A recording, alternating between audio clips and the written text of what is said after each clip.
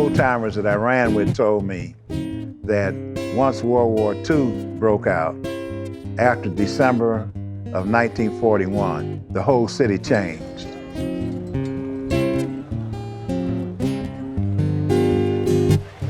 That there was not a new car built from 1941 to 1945. Every factory turned to war production.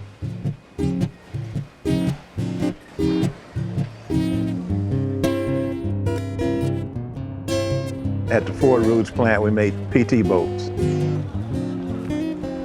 Detroit became a city that was live, it never slept.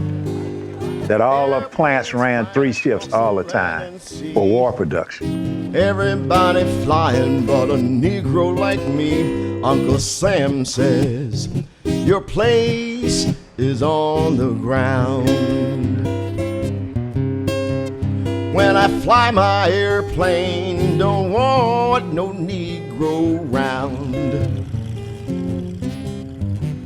Got my long government letter. Because there were so many jobs and a shortage of workers, during the Second World War, many auto companies or defense manufacturers opened jobs to African Americans for the first time. For black and white.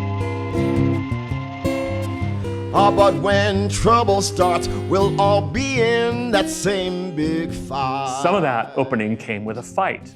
Civil rights organizations put pressure on the auto companies to open up these unionized, well-paying jobs with good benefits to African Americans.